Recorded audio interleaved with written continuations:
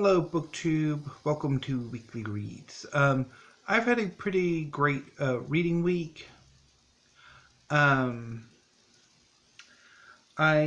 finished 2 books, working my way through 2 more, and I have quite a few I'm going to show off as to be read. So, hope everybody is safe and healthy and are doing okay if you are in some form of shelter-in-place order or lockdown or what have you. So, the first book I finished, and the book I've been talking about the past 3 weekly reads, has been Big Wonderful Thing, A History of Texas by Stephen Harrigan. I finally finished this last Saturday, I think, and I loved it. I absolutely, positively love this book. As I was reading it, I wanted to start rereading it. It's fantastic. That said, I did have 3 issues with it. The final epilogue, I'm not sure about. And I think the final paragraphs I thought were rather weak. My second issue, the more contemporary Texas history from, say, the governorship of Ann Richards or certainly George W. Bush through Rick Perry and I guess the beginnings of Governor Abbott, weren't very well covered, although, as is traditional for these big histories that kind of cover a significant stretches of time, once the history begins to, much as history classes do, once you start to touch more contemporary history, it kind of starts to peter out and not really get as much coverage as you would like. And then my third issue is he doesn't really do as much justice to the queer history of Texas as he does to other as the other country. Let me rephrase that. He doesn't cover queer history to the depth that he covers, say, Tejano history or African American history or women's history and how they intersect with Texas and the histories of Tejanos, African American Texans, Texas women, and so. I mean, there are a few snippets here and there. I think there was a mention by some crazy right-winger to purge the homosexuals from the University of Texas. Roe v. Wade being bisexual. Edwin Walker, who was a right-wing loon.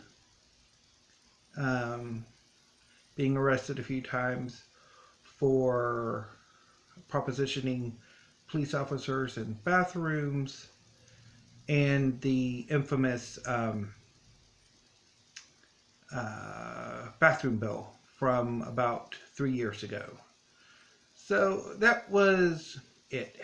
And I mean, it's not terribly satisfying. And I think given the fact that the lawsuit that overturned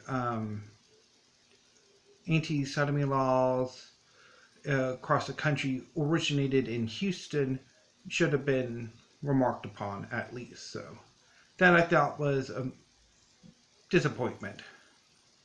But those 3 issues aside, I really did love this book. Also gives you quite a bit of a workout holding it up, I will say. So, from Big Wonderful Thing, I read Fire and Blood, the European Civil War, 1914 to 1945 by Enzo Traverso. This isn't so much a history book as Big Wonderful Thing is. It's more an intellectual history. It's more a philosophical history. It's more maybe a critical history, or like using critical theory or literary criticism to produce a sort of an argument, a thesis, rather than an actual sort of history of Europe from 1914 to 1945. I liked it. It was very interesting and compelling. And I guess it also sort of touched an itch I've been having for more theoretical, more kind of literary criticism-esque works. Much of what Traverso interrogates are literary sources. My one big issue is the ending is a bit abrupt. It's like, it almost looks like it got cut off or something. But besides that, I quite liked it. So the physical book I've started on, and I started this yesterday and I continued on to today and I should finish tomorrow, is David Reynolds' Island Stories, Britain and its History in the Age of Brexit. I'm quite enjoying this book. It's very similar to Fire and Blood in it's a more intellectual history, more literary than actual narrative history. But I mean, I'm enjoying it. It is quite interesting in how the argument's set up, and really enjoying it. So yeah. Looking forward to continuing on and see what I make of it ultimately. I've also started, I'm a judge for round 2, the quarterfinals of the Book 2 Prize nonfiction. I'm doing Group B, and I've started on audiobook. Okay, the world hasn't ended. Maureen Callahan's American Predator. Since it is a book for the Book 2 Prize, I'm only going to say I'm reading it. And I should hopefully finish it sometime this coming week.